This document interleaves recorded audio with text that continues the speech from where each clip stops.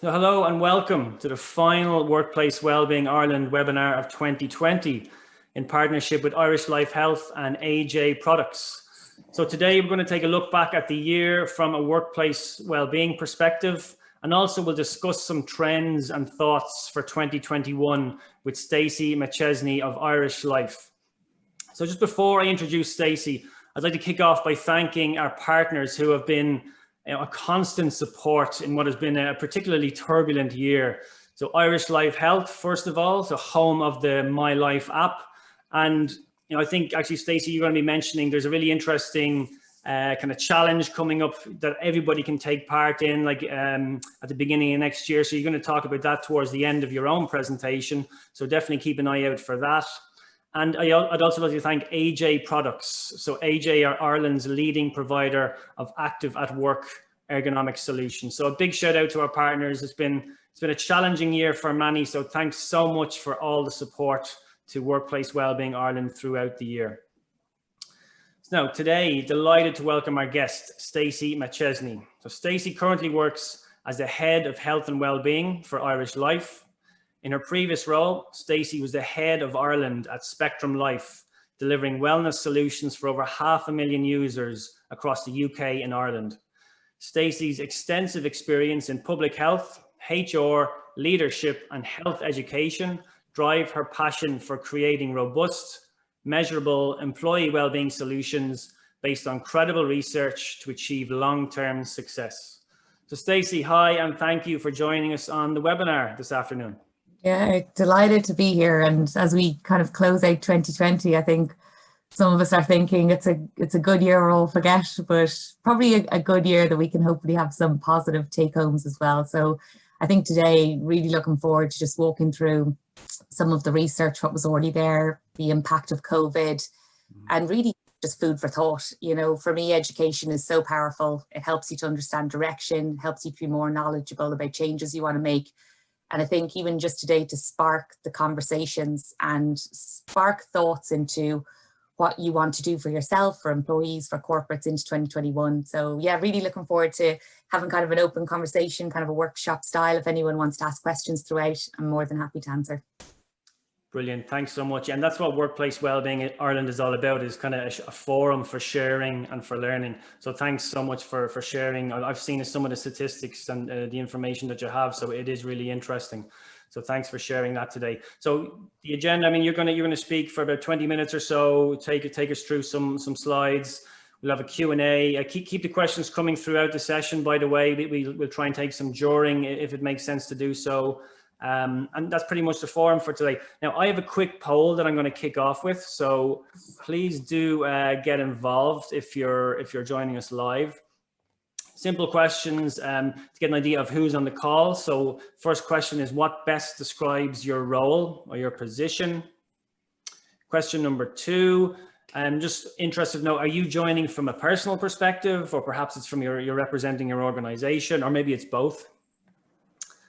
And then just from a personal curiosity perspective, I'm interested to know how many of our webinars have you attended this year?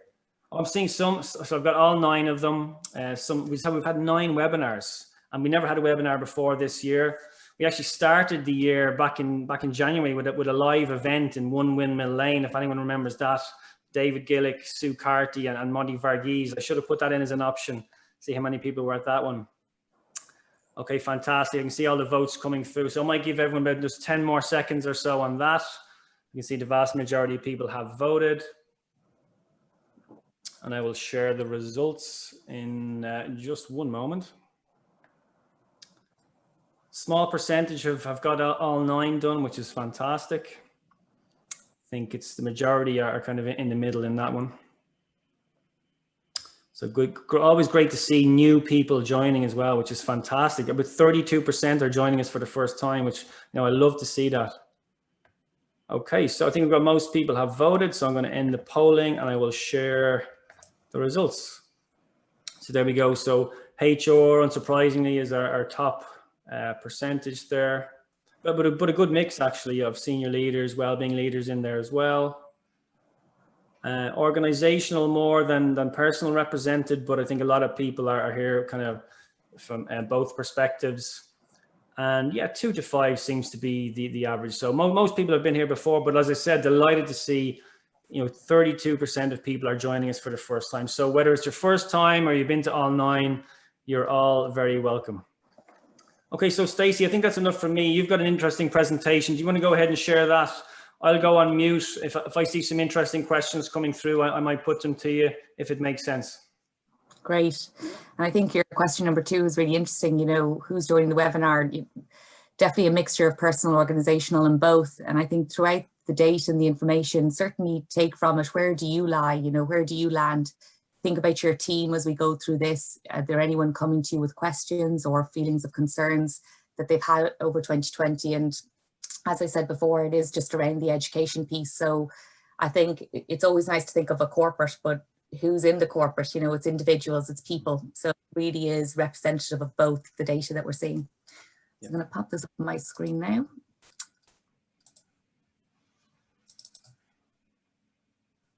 So we're good to go. Good to go. Yeah, looks good. Right. So just what we wanted to talk through, COVID's impacted not only our personal life, but the way we've worked, our business, and even smaller businesses. And today it's kind of looking at the trends throughout Ireland and looking at us compared to the EU, because we had issues that we were facing and that we needed to tackle and identify. And COVID has then come in and in some ways exacerbated, these issues that we've seen. And then we want to identify, well, what are the trends coming through for 2021 and beyond? So I think it's important that though some of these stats can be quite shocking and overwhelming, to remember that we need to understand the data and the insights to make sure that we do develop out our strategic solutions that can be measurable and sustainable throughout the years going forward. And we need to know what we need to identify. So just looking at the health status in Ireland at the moment, the life expectancy is now more than 1 year above the EU average. Now that all sounds really positive, but unfortunately all additional years are not lived in good health. And around 1/3 of the years after the age of 65, we're seeing people living with some chronic disease and disability, and there are increasing demands on health and long-term care systems. Another thing that I'm seeing coming through is that there is actually increasing demands on people to look after kids and to look after older generations. So we're seeing a new wave of carers, and actually how do we support people who aren't qualified as carers, but they're within the family and that they need to care for either a younger or an elder population. That is something that we need to make sure that we're focusing on and giving the right supports to people as our population grows and our age grows. Over 1/3 of Irish population do report having a chronic illness. This includes heart disease, respiratory disease, cancers and diabetes. That's quite a high number for our population. 68% of us are currently experiencing some sort of stress, and more than 2/3 will not reach out for help. We have seen that Ireland is still kind of a culture where we think of mental health as a taboo, and we really need to break that stigma. And the first step in breaking that stigma is really speaking about it, talking about what is mental health, what are the signs and symptoms, what should you be feeling confident and comfortable enough to be speaking amongst colleagues, amongst family, and feeling that reaching out for help isn't a sign of you being insecure or you not being resilient enough. It actually is a strength for you to be able to reach out and recognize that you have an issue or there is an issue there. Current predictions are indicating that by 2030, depression will be the leading cause of disease burden globally. Again, another reason why speaking out about it and getting the right supports, or even understanding where we should be signposting people, is so important. There's also rising levels of obesity and diabetes, and this has actually made it really difficult. We had fantastic progress in cutting deaths from heart disease and stroke, but with the increasing rise in obesity and diabetes, we have seen an increase in metabolic disease. And that is actually impacting the heart disease and stroke. So again, it's about identifying and recognizing, are we falling into the category? What are we doing to maybe come out of the category and look at positive solutions, or open up your time to be able to make educational choices within this area. Almost 1 in 10 adults consider themselves to be in bad health. And Ireland has one of the highest alcohol consumption rates, with an estimated 11 litres of pure alcohol per person per year. And I know the joke is out there, oh, Ireland, we're known for the beer, we're known for down the pub, we're known for the good crack. But when we actually look at the the amount of alcohol consumption, and we do know the detrimental effect that it has on our health, we need to be very mindful that we are looking after ourselves from the inside out. And how is this kind of impacted from a COVID side? Well, we know that COVID itself obviously has a very big impact. You know, we're in the middle of a pandemic, but not only does COVID itself have an impact on our health, but it actually has affected us in an indirect way. And there's kind of different streams that we need to look at. It's kind of, we tend to look at the downstream immediately, and we need to kind of be very reactive and look at, okay, we've had to work from home, we've reduced our physical activity. I'm now kind of shoved into my desk space where my muscles, my neck, my back, I feel an increase in strain. But that definitely is an area we need to look at, but we also have to look at the midstream and the upstream. And if I just give some stats around these different areas of why we need to, preliminary research from international studies is indicating that loneliness during COVID-19 pandemic is a predisposing factor for mental health concerns. And when we look at subjective well-being, and this is kind of like your happiness and your life satisfaction in parents raising children aged from 0 to 18 years, it appears to be disproportionately impacted by the COVID-19 pandemic, and also with the associated social restrictions that we've seen as well. And from one study, the majority of respondents, roughly 77%, were worried about the financial loss they were facing during the period of lockdown when they were coming out of work. When we're kind of looking at the midstream, all of that has an impact on mental health. And I usually think about mental health with anxiety, stress, depression, and emotional well-being, even though all elements of life and health really do have an impact. But it was noticed that during COVID, 43% of employees said that their general mental health had suffered since the outbreak of COVID-19. And this was actually a rise by 52% with those who already had pre-existing issues.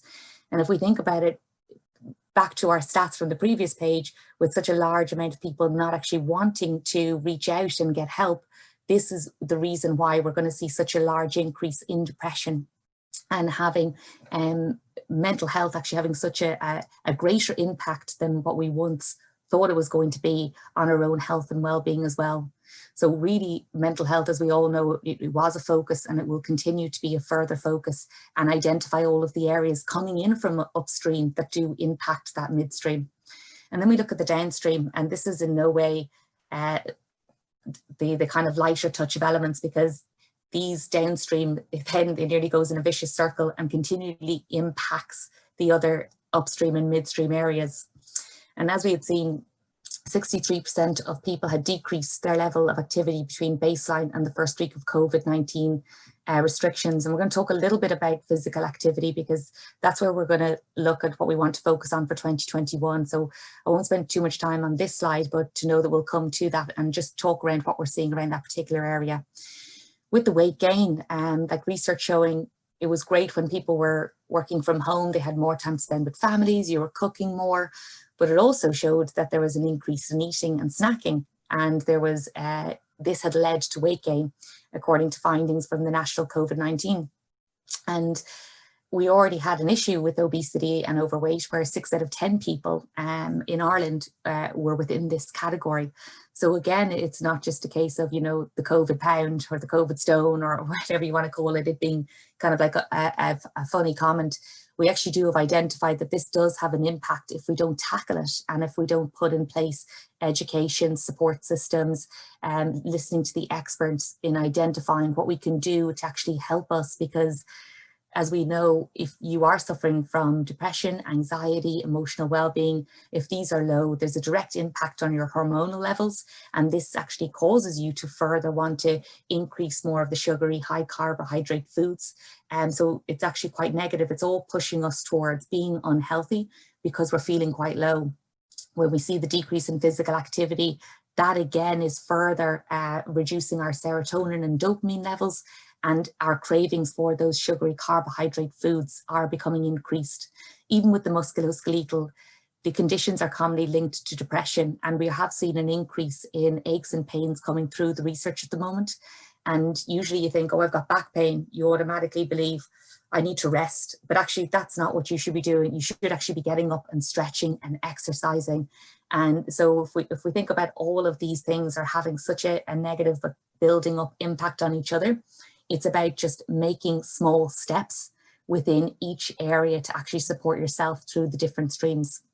There's also been an increase in alcohol consumption. It was called the coping motivation drinking in early COVID-19. And I don't know, think about yourself. I'm not asking anyone to put their hand up, but I guess if we look at the indirect issues that are affecting our health within these different areas, just maybe take a little bit of time to reflect. And it's not negatively, reflect. We've had to cope in an environment that has been very unstable. So it's not to negatively look at yourself and be angry and speak to yourself in a negative way.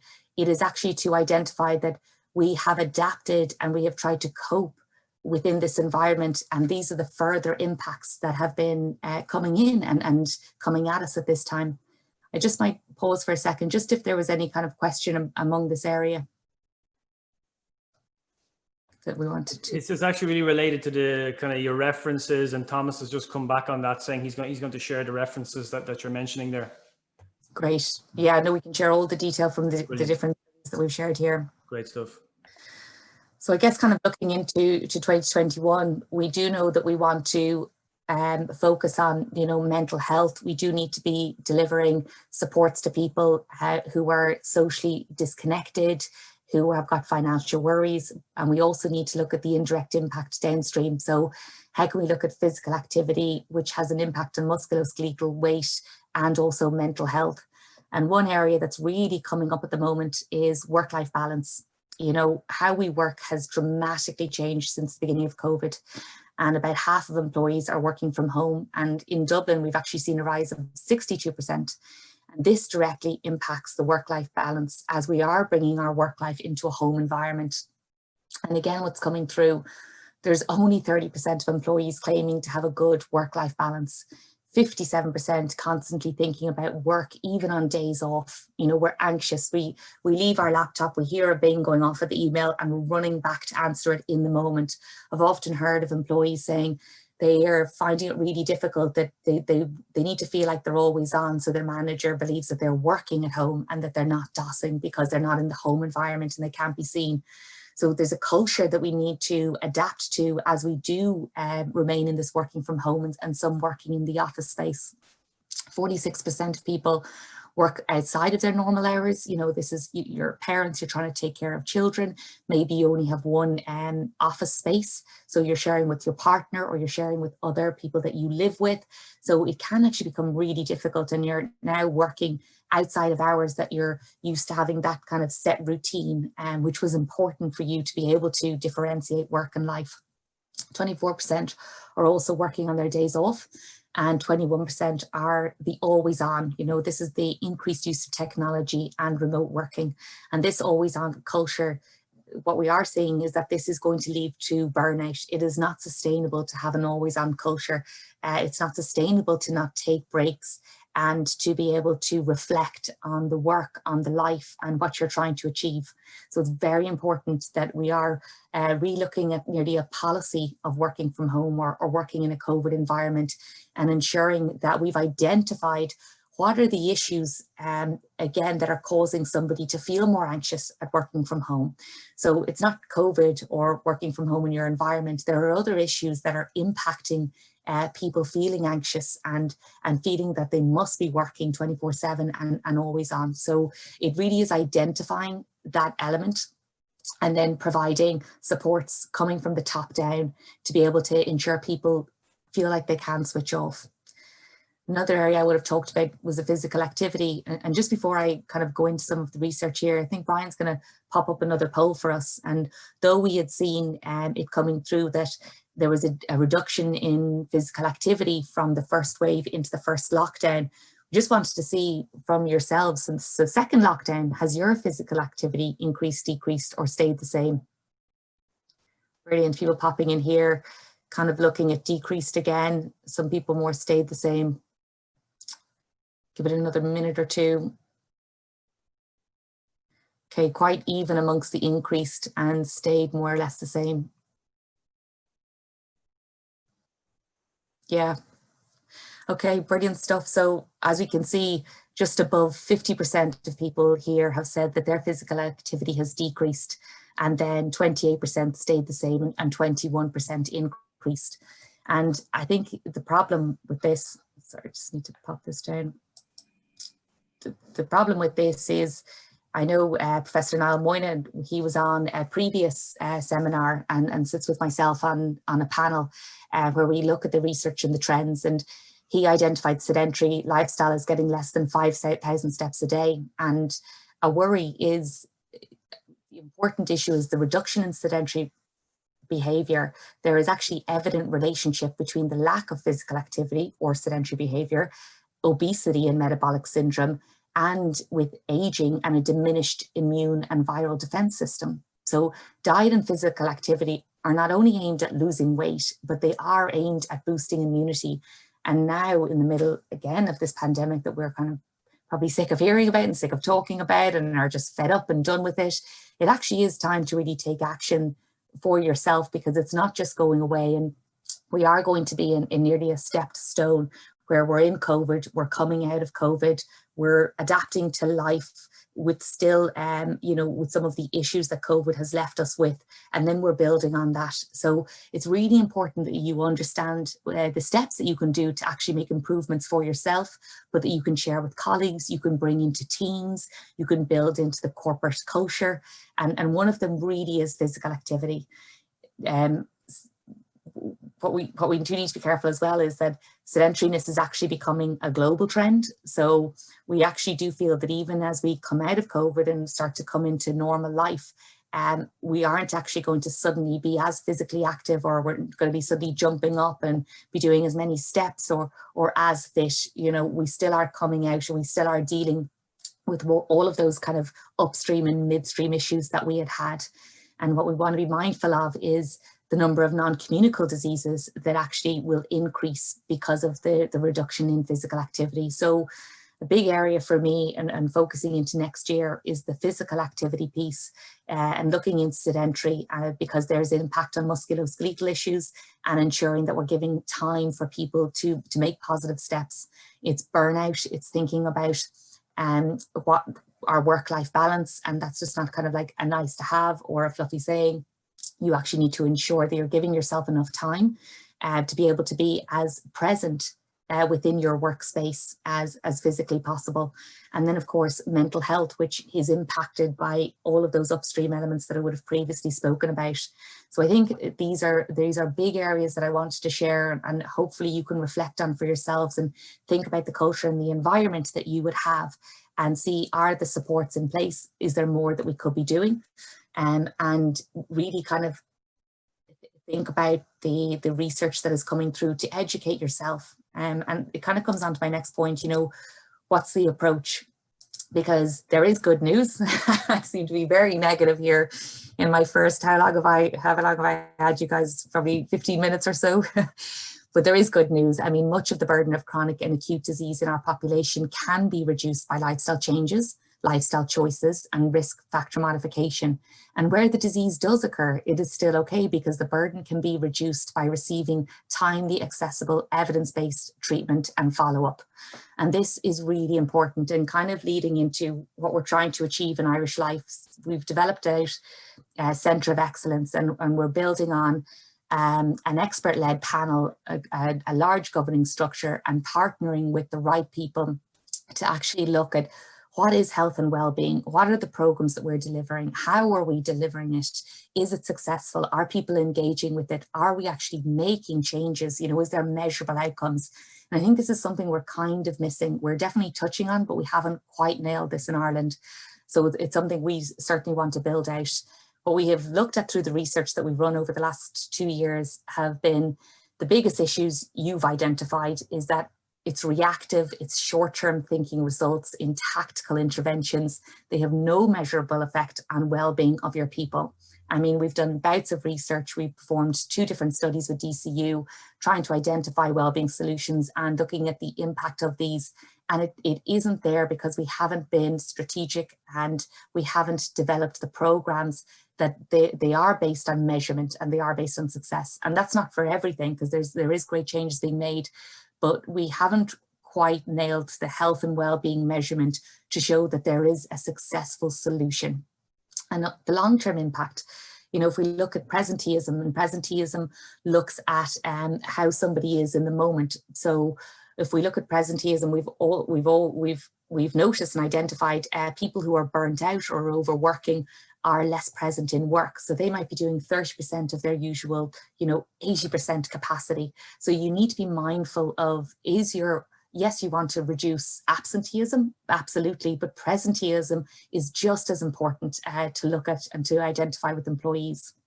And then what you want to ensure is that you have a sustainable productivity, because if it's not sustainable, as we've identified, that burnout is actually coming through, and it is going to be an issue coming into 2021. And then this leads for a sustainable and strategic health and wellbeing solution, where you know that the programs you're putting in place are supporting employees. You are giving the ownership to themselves to make changes, but you're educating them through what steps that they need to do to actually make these changes for themselves. I just wanted to kind of talk about what we're trying to do in this space, and throughout 2021, you know, we'll be sharing data, insights, research. We really want this to be a very community approach, but we'll be sitting with experts. And this is, if you're looking at rolling out a program, just ensure that we're listening to the right people, you know, listening to the people who are credible in the area, like, don't be turning on Fox News, but just to make sure that we've set up a Wellness Advisory Council, and we also have fantastic partners in the area who all have the background where we understand the credibility of the programs that we'll be running, and continually want to adapt, look at the data, ensure the wellness programs are meaningful and measurable, so that we actually can be very agile. So when changes do come in our environment, disruptions come in, how the market is going to change, we are adapting our program. So yes, we need to be reactive, but we also need to be proactive, so it is a sustainable program and that we can prove the success of it. And to give an idea, preparation and design is as important as implementation, because you need to prepare looking at the data, looking at your culture, looking at how people are working, looking at your age, your profile. You need to think about the blueprint of well-being. You know, do we have buy-in from leaders? You know, are they taking part in the programs? Are we giving people time to access the programs as we put them on? Are we ensuring that people feel like it's an open culture to speak about issues? But then are our people trained up that if somebody is speaking about issues, they know where they need to go to? So there is a body of work to ensure that you are prepared and the design of the program that you want to implement is going to be successful. And then the implementation is, how are you measuring this success? And it can be as simple as, are people engaged and they're coming and they're utilizing the service, but also are we then seeing a positive impact, say in a mental health intervention that you've decided to put in place? And then it's optimizing. So this is going to be a movable feast, and it won't be you won't be getting it right all the time, and things will change, and you will have to adapt to the solutions, and to know that and to be mindful of that, and to be able to optimize your program so you're delivering what you can back to yourself as a person, but also to your corporates and employees. And I think I'll carry on with 2 slides and then take this down so we can have more of a screen and have any questions. But as I said, into 2021, it's really important for us to drive community awareness. And as Brian kind of mentioned earlier on, we're going to be launching quite a lot of challenges throughout the year. You don't have to be an Irish Life customer to log in and join our challenges. It's very much kind of a community and helping us to help you to get active and to increase physical activity. We ran this in 2020 and it was very successful. We had 35 companies joining. We had over 1,300 participants. It was a 4-week initiative. That's all you were signing up for. And we were able to push the dial of the average health score, which was lying at 577, went to 591. And we had positive feedback from participants saying that they had improved sleep quality, they reduced feelings of anxiety, they had better weight management, and they overall had a better kind of quality of life. So these challenges are going to be coming up, and we'll be linking in with Brian and we'll be sharing it. Do get involved, do get your family involved, maybe get your team involved.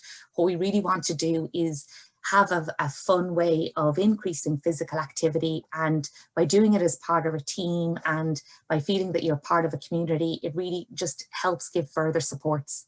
We also are partnered with the GAA. So if anyone doesn't know that, we are going to be supporting the Ireland Lights Up 2021. And this is a really nice initiative where we're in the kind of the darker months in January. And what we want to do is kind of nearly step into the light. And this is where the GAA, they open up their floodlights all around, and you can set up in this walking challenge. So you don't need to be run, you don't need to be any kind of fitness guru. But again, it's just getting involved, being part of a community, kind of team spirit, and just increasing physical activity. Get out, get walking, starting to feel good about yourself. So I'll stop there and come back to you, Brian. Fantastic. Yeah, thanks so much for sharing that, Stacey. So some really interesting statistics there and figures, some kind of scary, as you kind of mentioned at the beginning, but important to take note of that as well. I mean, you know, where do you start? The indirect impact. I mean, if you're lucky enough not to have been directly impacted by COVID, then we all need to be aware of those indirect impacts that you mentioned. And, you know, you've put it in an interesting context, the upstream, downstream, and the midstream then as well. That's kind of put in a different context for me, certainly. But certainly something to be aware of. And the physical activity stuff, very interesting. Here's a question that's come in there, if you don't mind, I'll ask you. And some really good stuff there around, you know, developing a strategic, a longer term program. Where do you start? If you're an organization, you've got a few bits and pieces going on, or maybe you've done little to nothing. Where would you start? Where's your first step? Yeah, I think what you want to be so mindful of is if you kind of go in all guns blazing, people are going to get a fright and be like, right, what's wrong with our organization? What's happened here? I think you will have people that will be, it's like going to the gym. You know, if you haven't done something before, you're a bit nervous, and you need to start off in a way that suits you. If I think about recent research that Fitbit have released, they were kind of analysing what happened with COVID, and they had seen an increase in people's exercise levels and meditation over the COVID pandemic, but it was nobody new. So it was actually anybody who had started something. They had been able to not kind of suddenly be, you know, the expert in a certain area or doing an hour of meditation a day. It might have been something so small, but they had actually started to increase slightly their physical activity or their meditation over COVID. And it's the same with kind of a corporate solution.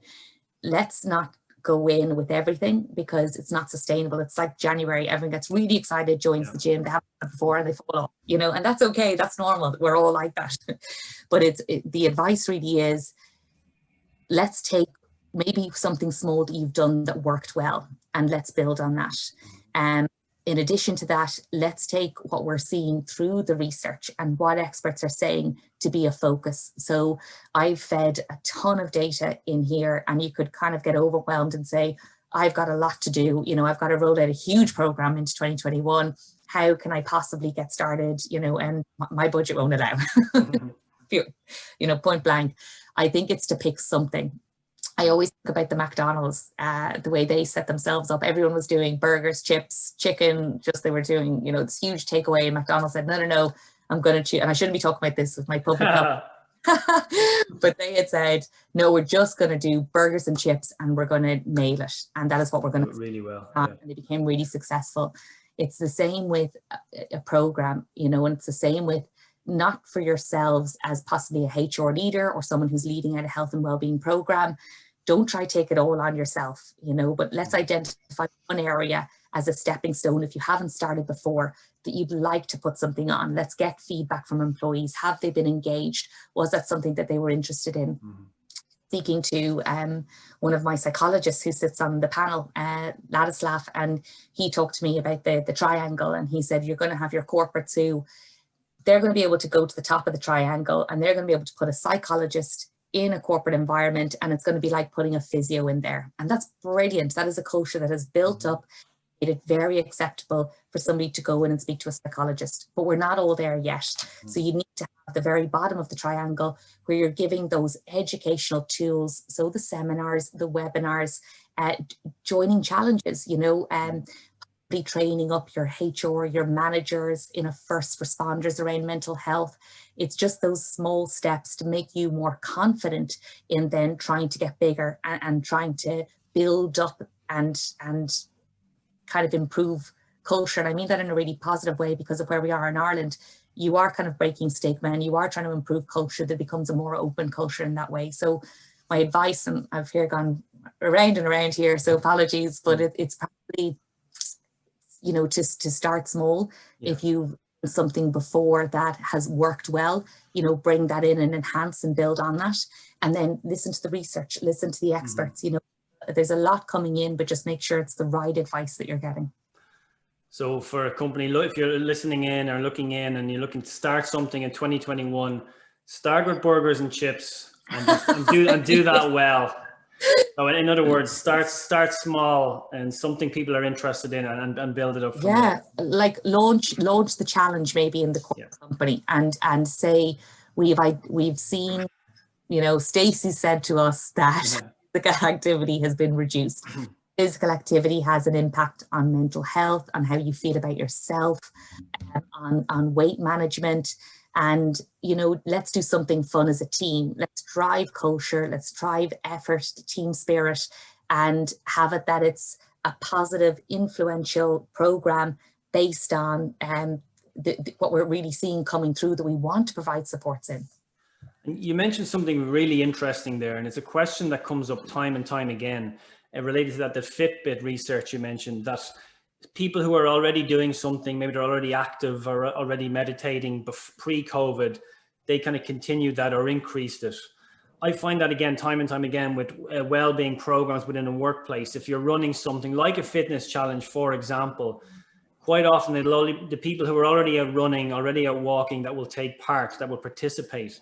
How do you encourage the people that wouldn't necessarily participate in that type of program? Any suggestions there?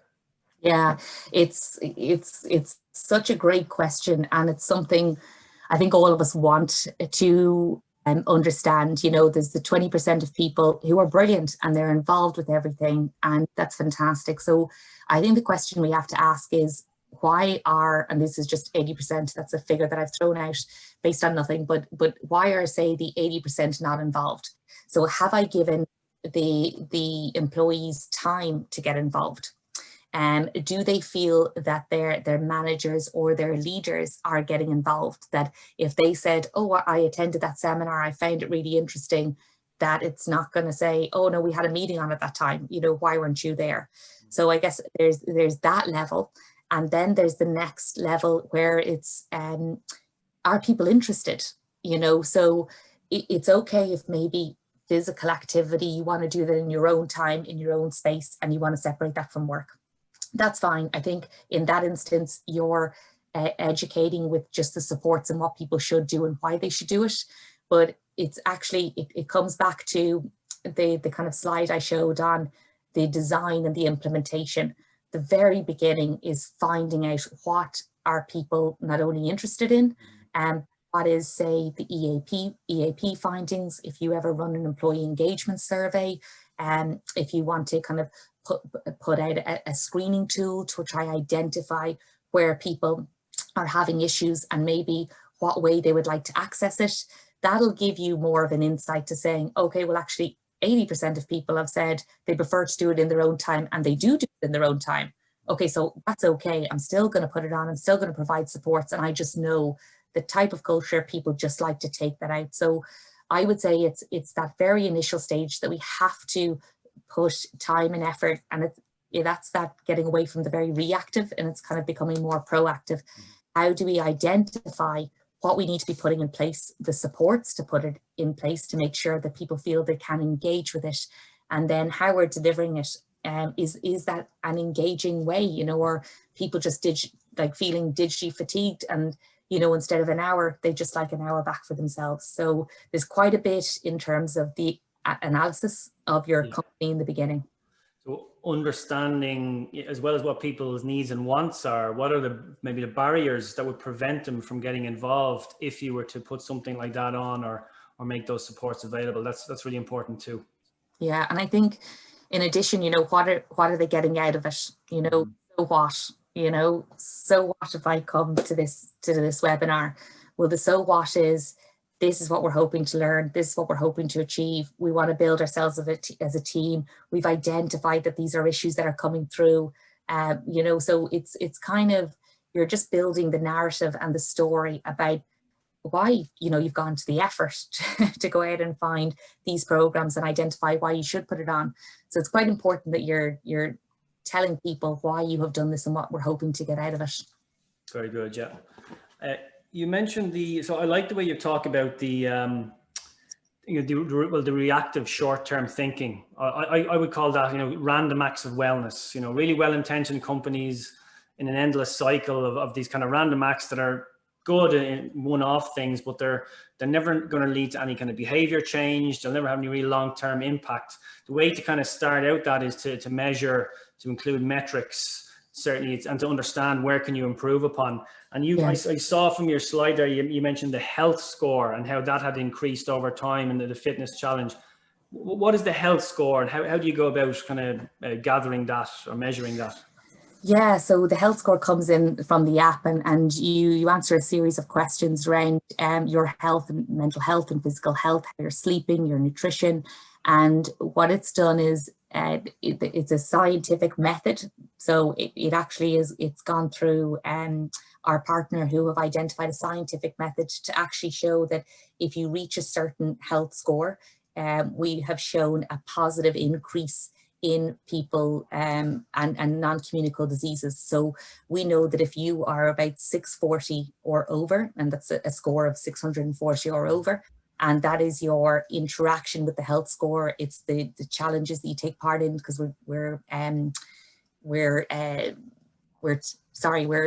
looking at the steps, we're looking at the goals that you're setting. So it's taking a score based on the health and well-being behavior that you interact with the app. And we know that a 640 or above, we actually have seen a reduction in the non-communicable diseases. So I guess we're trying to identify, and even through some of the interventions and programs we want to do, we want to look at the evidence-based measurement and have people rating themselves and how they're feeling after they complete programs. So what we're trying to do is lead with the data, and lead with the scores. And it's a very kind of, it's a science-based approach of the scores that have been developed out. And it really is dependent on the person to make sure that they are taking control of their own health score and putting in the right information and making sure that it's impactful for them. Really good. Yeah, I'm starting to see one or two companies. So Sky Ireland, for example, they've almost created their own well-being metric internally. So they just kind of ran initial surveys and got together as a leadership team to identify, well, what does well-being mean to us at Sky Ireland. And it happens to be out of 100, but it's based on a number of different areas. And through their surveys annually and through focus groups, they managed to gather an overall well-being score for the organization, and they try and move that up, of course, year on year. So it's not that common, but I'm starting to see it, which is a positive sign. But it sounds like something, the score you have there is kind of in the same idea. Yeah, and that's brilliant. Like that is taking on your own initiative, and employees will see that, as saying, the investment you're making for me, you really do want to see the improvement. And we're seeing that over and over. Like, we've got fantastic partners that we're working with, and we've, had a couple of kind of end of year conversations on how we want to take this now to the next level. And to do that, you need the buy-in from the employees. They are the people that you want to support. They're the people that you want to make changes with. And as Sky have done that, like, I think that is a great, initiative that they've taken up and actually developed out. And really, I would say employees feel very much that they're invested in, and that's really supportive, because if we think about why people join companies, it is about the culture, that kind of comes in a lot. I've been doing quite a few interviews for my team recently as we're building ourselves up. And I've been really pleasantly surprised to see some people coming through and saying, you know, what's the culture like? Because that's very important to me. And that's this, you know, it's supporting employees, it's investing time into the health and well-being and trying to identify the behaviours. So great initiative. Yeah, well done to Sky for that. Yeah, no, it really is. It really is. And I haven't seen it, as I said, much in Ireland. I've seen some US organizations doing something similar. So a really positive step. Some specific questions coming in, one from Maeve and one then quite specific from Kelly related to, she's saying they have, they're actually planning Q2 for wellbeing. And I think we may have answered this already pretty much, but looking to include a company-wide exercise initiative that promotes interaction and an element of competition. And that they've done the couch to 5K, so they're actually looking for something different. Does the kind of steps challenge, would that fit into that bracket? Would that be? Yeah, I think that's a great one. And so I know the Ireland Lights Up is the first one that we're doing at the start of January, kind of coming into the light. And the second one will probably fall in really nicely for Q2. So I would say we'll put it into the email, Brian, that you'll send right to this. And please do get in touch, you know, if you've any questions around it. I think it'll be really nice to build it into calendars, and there's a bit of competition, which for me, I think is always important. Yeah, bit of healthy competition. Yeah, healthy competition. Yeah. So yeah, I think that would tie in really nicely. And it's, I know, so the Ireland Lights Up campaign, I'm sure Manny will be familiar with it. It kind of ties in with Operation Transformation as well. Absolutely. The GAA clubs. It's a time of year when people are kind of looking to get out and get active. So it's a really nice, and so people can actually sign up and kind of keep track of their steps. Is it? Yeah.